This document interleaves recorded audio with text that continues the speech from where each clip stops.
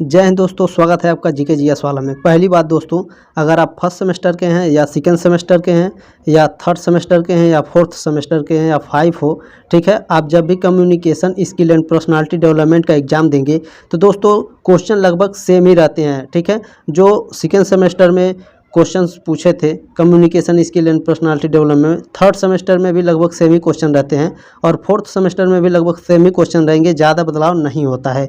ठीक है दोस्तों, अगर आप और भी क्लास लेना चाहते हैं तो नीचे डिस्क्रिप्शन में वीडियो का लिंक दिया गया है, आप लोग देख सकते हैं। उसमें एक क्लास सब्जेक्टिव टाइप क्वेश्चन का भी होगा। ठीक है, अगर आप दोस्तों चैनल पर नए हैं तो सब्सक्राइब जरूर कीजिएगा ताकि अगले सेमेस्टर में भी आप हमारे साथ जुड़े रहें। ठीक है दोस्तों, चलिए स्टार्ट करते हैं आज की क्लास। दोस्तों इसमें पहला प्रश्न कह रहा है, ध्यान से देखिएगा, सभी इंपॉर्टेंट प्रश्न हैं। पहला प्रश्न है, निम्नलिखित में से कौन एक डिजिटल शिष्टाचार ईमेल से संबंधित नहीं है? तो इसका ऑप्शन नंबर सी है दोस्तों, वर्तनी अशुद्धि की जांच एक गैर जरूरी चीज़ है। निम्नलिखित में से कौन एक डिजिटल शिष्टाचार ईमेल से संबंधित नहीं है? वर्तनी अशुद्धि की जांच एक गैर जरूरी चीज़ है। ठीक है, अगला प्रश्न कह रहा है, प्रश्न नंबर 2 है दोस्तों, सोशल मीडिया कभी कभी ले जाती है। तो सोशल मीडिया कभी कभी तो डिजिटल डिमेंशिया की तरफ ले जाती है या डिजिटल अवसाद की तरफ भी ले जाती है। ठीक है, यानी ऑप्शन नंबर डी सही है, ए और बी दोनों। ठीक है, प्रश्न नंबर 3 कह रहा है दोस्तों, निम्नलिखित में से कौन एक व्यक्ति से संबंधित डिजिटल शिष्टाचार नियम है? तो याद रखिएगा दोस्तों, ऑनलाइन एवं ऑफलाइन व्यवहार मानदंड समान होते हैं, यह भी सही है। दूसरा है, दूसरे व्यक्ति के समय का सम्मान करें, यह भी सही है। तीसरा है, दूसरे व्यक्ति के निजता का सम्मान करें, यानी कि उनकी गोपनीयता का सम्मान करें, यह भी सही है। यानी दोस्तों ऑप्शन नंबर डी इसमें सही है, उपरोक्त सभी। ठीक है, आगे बढ़ते हैं। प्रश्न नंबर 4 कह रहा है दोस्तों, निम्नलिखित में से कौन डिजिटल नागरिकता से संबंधित तत्व नहीं है? तो याद रखिएगा दोस्तों, डिजिटल सांवेगिकता डिजिटल नागरिकता से संबंधित नहीं है। ठीक है, आगे बढ़ते हैं दोस्तों। प्रश्न नंबर 5 कह रहा है, ध्यान दीजिएगा, प्रश्न नंबर 5 है दोस्तों, 16 व्यक्तित्व कारक किस मनोवैज्ञानिक से संबंधित है? तो रेमंड कैटेल से संबंधित है। 16 व्यक्तित्व कारक किस मनोवैज्ञानिक से संबंधित है? रेमंड कैटेल से। आगे बढ़ते हैं दोस्तों, प्रश्न नंबर 6 कह रहा है, ध्यान से देखिएगा, लोग जो मिलनसार मित्रवत एवं सामाजिक होते हैं उनकी प्रकृति कैसी होती है? तो उनकी प्रकृति दोस्तों बहिर्मुखी होती है। ठीक है, जो लोग मिलनसार मित्रवत एवं सामाजिक होते हैं उनकी प्रकृति बहिर्मुखी होती है। आगे बढ़ते हैं, प्रश्न नंबर 7 है दोस्तों, शरीर रचना के अनुसार विलियम सेल्डन ने लोगों को 3 प्रकार में विभाजित किया। ठीक है, निम्नलिखित में से कौन एक उन तीनों में से नहीं है? तो याद रखिएगा, हेक्सोमॉर्फ नहीं है। शरीर की रचना के अनुसार विलियम सेल्डन ने लोगों को 3 प्रकार में विभाजित किया। ठीक है, उनमें से इन तीनों में से कौन नहीं है? हेक्सोमॉर्फ नहीं है। अगर पूछेगा कौन कौन से हैं तो एंडोमॉर्फ, मेसोमॉर्फ और एक्टोमॉर्फ। ठीक है दोस्तों, आगे बढ़ते हैं। प्रश्न नंबर 8 कह रहा है, निम्नलिखित में से कौन एक व्यक्तित्व का निर्धारक नहीं है? तो ऑप्शन नंबर सी है, आध्यात्मिक कारक व्यक्तित्व का निर्धारक नहीं होता है दोस्तों। ठीक है, प्रश्न नंबर 9 कह रहा है, व्यक्तित्व शब्द की उत्पत्ति हुई है। तो व्यक्तित्व शब्द की उत्पत्ति लैटिन शब्द पर्सोना से हुई है। ये इंपॉर्टेंट प्रश्न है, लिख लीजिएगा, आएगा जरूर। ठीक है, व्यक्तित्व शब्द की उत्पत्ति कैसे हुई है? लैटिन शब्द पर्सोना से। ठीक है दोस्तों, अगर आप प्रश्न नंबर 10 कह रहा है दोस्तों, निम्नलिखित में से कौन संप्रेषण का एक प्रकार है? तो याद रखिएगा, संप्रेषण का एक प्रकार है तो अंतर व्यक्तित्व संप्रेषण यह भी है, समूह संप्रेषण यह भी है और जन संप्रेषण यह भी, यानी ऑप्शन नंबर डी सही है, उपरोक्त सभी। कौन संप्रेषण का एक प्रकार है? तो सभी है दोस्तों। ठीक है, आगे बढ़ते हैं दोस्तों। प्रश्न नंबर 11 है, संप्रेषण बाधा को कैसे दूर करें? तो संप्रेषण बाधा को दोस्तों प्राप्तकर्ता के आवश्यकता के अनुसार संप्रेषण करें, यानी भेजें, तभी बाधा को दूर हो सकती है। दोस्तों 1 लाइक जरूर कीजिएगा, मुझे इसके अलावा आपसे और कुछ नहीं चाहिए। ठीक है, आगे बढ़ते हैं दोस्तों। प्रश्न नंबर 12 है, निम्नलिखित में से कौन एक सांस्कृतिक संप्रेषण बाधा नहीं है? तो ऑप्शन नंबर डी सही है, क्रोध एक सांस्कृतिक संप्रेषण बाधा नहीं है। ठीक है, प्रश्न नंबर 13 है दोस्तों, निम्नलिखित में से कौन संप्रेषण में आवश्यक नहीं है? तो नियंत्रण संप्रेषण में आवश्यक नहीं होता है। प्रश्न नंबर 14 है, निम्नलिखित में से कौन परिवार की विशेषता नहीं है? तो ऑप्शन नंबर सी है, व्यक्तित्व इतिहास परिवार की विशेषता नहीं होती है दोस्तों। ठीक है, आगे बढ़ते हैं। प्रश्न नंबर 15 है, निम्नलिखित में से कौन अंतर्व्यक्तित्व संबंध के 6 चरण मॉडल का एक चरण नहीं है? तो 6 चरण मॉडल का एक चरण कौन सा नहीं है? भवन। ऑप्शन नंबर सी सही है। आगे बढ़ते हैं, प्रश्न नंबर 16 है दोस्तों, निम्नलिखित में से कौन अंतर्व्यक्तित्व संबंध का एक लाभ नहीं है? तो दूसरे व्यक्तियों के प्रति कृतज्ञता बढ़ाना अंतर्व्यक्तित्व संबंध का एक लाभ नहीं है। प्रश्न नंबर 17 कह रहा है दोस्तों, इंडिपस ग्रंथि उत्पन्न होती है। इंडिपस ग्रंथि फालिक अवस्था में उत्पन्न होती है। ठीक है, आगे बढ़ते हैं। प्रश्न नंबर 18 है दोस्तों, व्यक्तित्व संवर्धन में ABCD है। तो अभिवृत्ति, व्यवहार, संचार और अनुशासन, एटीट्यूड, बिहेवियर, कम्युनिकेशन और डिसिप्लिन, ये नहीं है, इसे छोड़ दीजिए। ऑप्शन नंबर ए सही है। ठीक है, आगे बढ़ते हैं दोस्तों। प्रश्न नंबर 19 है दोस्तों, संचार के सबसे महत्वपूर्ण कौशलों में से एक है। तो संचार के सबसे महत्वपूर्ण कौशलों में से एक है, वो है सक्रिय रूप से सुनना, आराम से सुनना। आराम से सुनना संचार के सबसे महत्वपूर्ण कौशलों में से एक होता है। ठीक है, पहले सुनिए, बाद में जवाब दीजिए। ठीक है, प्रश्न नंबर 20 है दोस्तों, अशाब्दिक संचार में सम्मिलित है।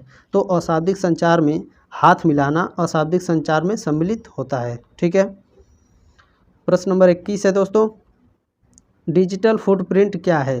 तो ऑप्शन नंबर बी है, डिजिटल फुटप्रिंट प्रत्येक व्यक्ति द्वारा ऑनलाइन कार्य के पश्चात छोड़ के डिजिटल अवशेष, जो छोड़कर डिजिटल अवशेष जाते हैं वो डिजिटल फुटप्रिंट होता है। ठीक है, प्रश्न नंबर 22 है, अभिवृत्ति का वह संगठक जो संवेग भाग से संबंधित है वह है। तो संवेगात्मक है। अभिवृत्ति का वह संगठक जो संवेग भाग से संबंधित है वह है संवेगात्मक है। प्रश्न नंबर 23 है दोस्तों, निम्नलिखित में से कौन अभिवृत्ति के सबसे दृढ़ निर्माण से संबंधित है? तो ऑप्शन नंबर बी है, अनुभव अभिवृत्ति के सबसे दृढ़ निर्माण में संबंधित होता है। प्रश्न नंबर 24 है दोस्तों, निम्नलिखित में से कौन सा विचार, विश्वास और सूचना भंडारण से संबंधित अभिवृत्ति का संगठक है? तो संज्ञानात्मक जो होता है वह विचार, विश्वास और सूचना भंडारण से संबंधित अभिवृत्ति होता है। प्रश्न नंबर 25 है, अभिवृत्ति का ABC मॉडल है। तो अभिवृत्ति का ABC मॉडल कौन सा है? संवेगात्मक, व्यवहारात्मक और संज्ञानात्मक। ऑप्शन नंबर ए सही है। आगे बढ़ते हैं दोस्तों, प्रश्न नंबर 26 है दोस्तों, किसी व्यक्ति, वस्तु, सोच या परिस्थिति के प्रति सकारात्मक या नकारात्मक प्रतिक्रिया करने की प्रवृत्ति कहलाती है। तो अभिवृत्ति कहलाती है। किसी व्यक्ति, वस्तु, सोच या परिस्थिति के प्रति सकारात्मक या नकारात्मक प्रतिक्रिया करने की प्रवृत्ति क्या कहलाती है? अभिवृत्ति कहलाती है। दोस्तों इसे शेयर ज़रूर कीजिएगा, ऐसे आइकन बना होगा, ऐसे शेयर कीजिएगा अपने व्हाट्सएप पर दोस्तों के साथ ज़रूर, ये आपकी जिम्मेदारी है। ठीक है, आगे बढ़ते हैं दोस्तों। प्रश्न नंबर 27 है, लोग डैश के आधार पर संबंध बनाते हैं। तो आप लोगों को अच्छी तरीके से पता होगा दोस्तों, समानता, आकर्षण और निकटता, ये सभी के वजह से लोग आपसे संबंध बनाते हैं, आपसे व्यवहार करते हैं, आपसे दोस्ती करते हैं। प्रश्न नंबर 28 है, मित्रता को 3 प्रमुख प्रकार में श्रेणीबद्ध कर सकते हैं। निम्न में से कौन एक उन तीनों में से नहीं है? मित्रता को 3 प्रमुख प्रकार में श्रेणीबद्ध कर सकते हैं। ठीक है, निम्न में से कौन एक उनमें से नहीं है? तीनों में से कौन उनमें से एक नहीं है? तो 28 का बी होगा, यानी उन तीनों में से एक विनिमय नहीं होगा। प्रश्न नंबर 29 है, एक पदानुक्रम में निम्न स्तर से उच्च स्तर को भेजे गए संदेश को कहते हैं। तो ऊर्ध्वमुखी संप्रेषण कहते हैं। एक पदानुक्रम में निम्न स्तर से उच्च स्तर को भेजे गए संदेश को क्या कहते हैं? ऊर्ध्वमुखी। प्रश्न नंबर 30 है दोस्तों, निम्नलिखित में से कौन कार्यस्थल ध्वंस का एक प्रकार नहीं है? तो ऑप्शन नंबर सी है, आक्रामकता कार्यस्थल ध्वंस का एक प्रकार नहीं है। ठीक है, ये प्रीवियस ईयर के क्वेश्चन है दोस्तों, ध्यान से पढ़ कर जाइएगा, पक्का मैं गारंटी लेता हूँ। इसमें से दोस्तों बहुत सारे क्वेश्चंस आएंगे, आप लोग पढ़ के जाइएगा, देखिएगा, और डिस्क्रिप्शन में लिंक दिया गया है, उसे ज़रूर पढ़ लीजिएगा दोस्तों। ठीक है, 31 नंबर है, मैं जीता तुम हारे संबंधों में किस द्वंद्व स्टाइल को दर्शाता है? तो ये प्रतिद्वंद्विता स्टाइल को दर्शाता है। प्रश्न नंबर 32 है, अभिवृत्तियों का अर्जन किया जाता है? अभिवृत्तियों का अर्जन किया जाता है परिवार से, साथियों से, जनसंचार से, यानी उपरोक्त सभी ऑप्शन नंबर डी सही है। प्रश्न नंबर 33 है दोस्तों, निम्नलिखित में से कौन धनात्मक अभिवृत्ति विकसित करने का एक तरीका नहीं है? तो 33 का ऑप्शन नंबर सी सही है दोस्तों। सोशल मीडिया का पूर्ण बहिष्कार करना चाहिए, तभी धनात्मक अभिवृत्ति का विकास किया जा सकता है। ठीक है दोस्तों। प्रश्न नंबर 34 है, संप्रेषण के प्रकार के आधार पर निम्नलिखित को छोड़कर इनका वर्गीकरण इस प्रकार होता है। तो 34 का ऑप्शन नंबर डी सही है दोस्तों। बॉडी लैंग्वेज यानी शरीर का हाव भाव। संप्रेषण के प्रकार के आधार पर निम्नलिखित को छोड़कर इनका वर्गीकरण इस प्रकार होता है, बॉडी लैंग्वेज के आधार पर। ठीक है। प्रश्न नंबर 35 है, अवाचिक संप्रेषण के 3 भिन्न प्रकार इस एक को छोड़कर सभी हैं। अवाचिक संप्रेषण के 3 भिन्न प्रकार हैं, इस एक को छोड़कर सभी हैं। तो एक को छोड़कर सभी हैं, कौन सा दोस्तों? शरीर के हाव भाव को छोड़कर सभी है गंतकी, सन्निकटता और पराभाषा। 36 है दोस्तों, शारीरिक भाषा के कुछ प्रकार इस एक को छोड़कर सभी को संलग्न करता है। तो सन्निकटता को संलग्न करता, ऑप्शन नंबर डी सही है। प्रश्न नंबर 37 है दोस्तों, इस प्रकार का क्वेश्चन आएगा, जरूर लिख लीजिएगा इसे। यस यम ए आर टी में यस एवं यम अक्षर इंगित करते हैं। तो यस एवं यम अक्षर किसको इंगित करते हैं दोस्तों? तो यस जो है स्पेसिफिक को करता है और एम मेजरेबल को करता है, ऑप्शन नंबर सी सही है। ठीक है। प्रश्न नंबर 38 है दोस्तों, लक्ष्य निर्धारण यानी S M A R T में आपका लक्ष्य होना चाहिए। मुझे भी ये इम्पोर्टेंट लग रहा है। आपका लक्ष्य क्या होना चाहिए दोस्तों? तो आपका लक्ष्य होना चाहिए समयबद्धता, यानी समय से बंधे रहिए, हर एक काम समय से करिए दोस्तों, आप सफल जीवन में अवश्य होंगे। ठीक है। प्रश्न नंबर 39 है दोस्तों, निम्नलिखित में से कौन समय प्रबंधन का एक तकनीक है?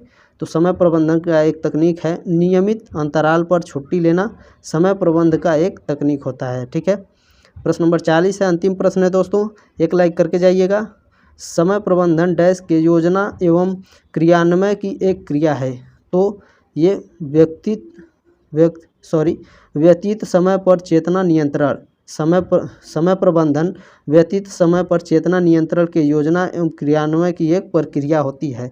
ठीक है दोस्तों अगर आप चैनल पर नए हैं या नए विजिट किए हैं तो सब्सक्राइब जरूर कीजिएगा, ताकि 5वें सेमेस्टर में भी मेरे साथ जुड़े रहें। मिलते हैं अगले क्लास में, तब तक ले जय हिंद, वंदे मातरम।